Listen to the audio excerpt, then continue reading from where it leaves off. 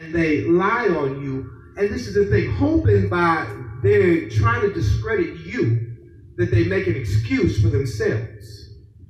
Oh yeah, it's self-seeking. Yeah.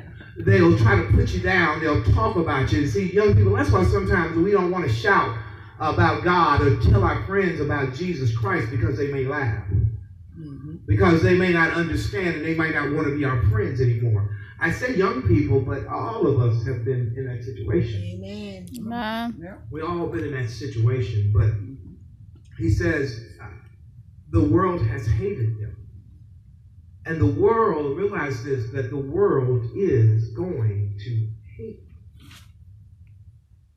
I don't mind being hated by the world. See, I know when I'm hated by the world that I'm pleasing my Father. I'm not hated because I'm messing in their business. I'm not hated by them because of something I'm saying. I'm hated by them because of the way I choose to live my life. I'm hated by them because I believe. And if they're going to hate me because I believe in the truth, then let them hate you. See, the thing is that if you're loved by the world, let me tell you what Jesus said about that.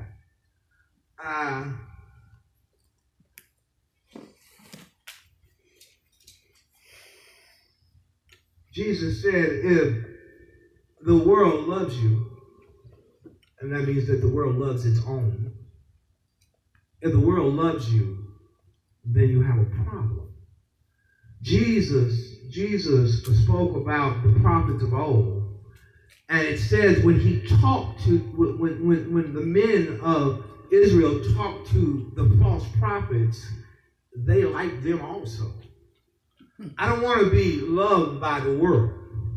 See, the world serves a different master. The world serves Satan. And if I am loved by them, then I have to resemble them. I have to be like them. And that's not what we as Christians can do. It's so amazing to me that the world gets together against those who are righteous.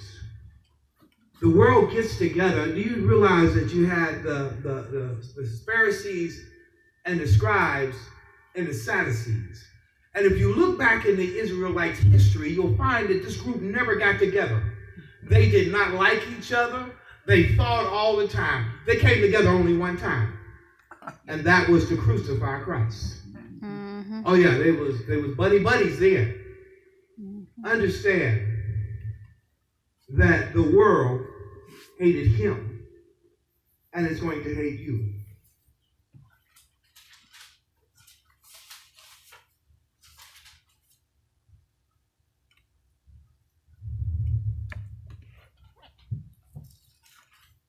Jesus, at the end of verse 14, says this: because they are not of the world, even as I am not of the world. That comparison he makes us compare with himself. That's a great honor. Amen. Yes, and being of the world, we're talking about the love of the world. We're talking about having the same thought process. We're talking about the same actions, the same focus. And so, young people, we can't do that.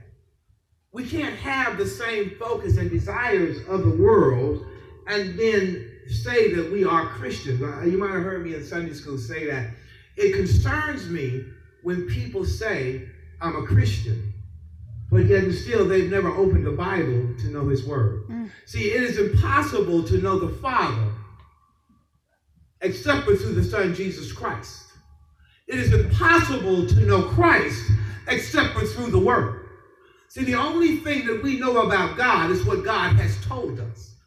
And so someone trying to say, well, I know God, I believe this about God, without any knowledge of the Bible, is making a great mistake. See, God has spoke to us about who he is. I said the other day, a lot of people want to talk about what God is. But the only thing we know about God is what God has told us. And so we know know what God is, but we don't know that God is. Simple statement. We know that he is. But what he is, oh, no. Leave that alone. Jesus, in verse 15 says, I pray not that they should take them out of the world, but that thou shouldest keep them from the evil. See, Jesus was praying not that we be removed from the world and death like he was. He